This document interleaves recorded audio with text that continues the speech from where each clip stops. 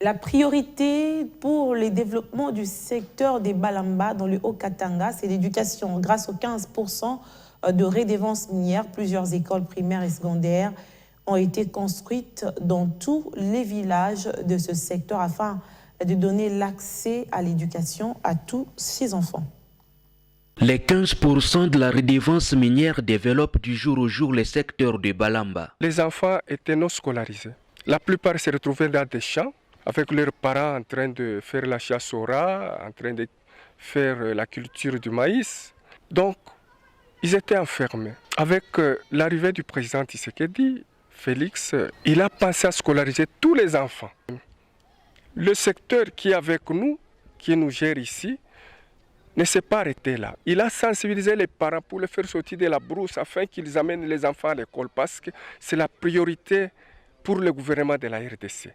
Les écoles sont construites au moins dans tous les villages afin de permettre l'instruction et l'éducation des enfants qui, avant la redevance minière, n'avaient pas accès à l'école. La construction des bornes fontaines, réhabilitation des infrastructures routières, électrification des villages font partie également de l'impact de la redevance minière dans le secteur de Balamba. On ne peut que remercier les chefs de l'État qui continuent à pérenniser notre code minier révisé qui a permis à ce que les entités territoriales décentralisées aussi puissent bénéficier de cette redevance minière à titre de 15%.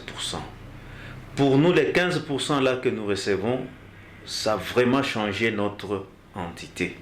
Et ça va continuer à changer notre entité et ça va tout droit au bénéfice de notre communauté. Étant un secteur agro-pastoral, un dépôt des intrants agricoles est en pleine construction pour booster par ailleurs les domaines d'agriculture. La volonté du chef de secteur de Balamba est saluée par le président de la société civile, cadre de concertation du Haut-Katanga. Et lorsque vous parlez par exemple de Balamba, aujourd'hui ils ont de l'électricité.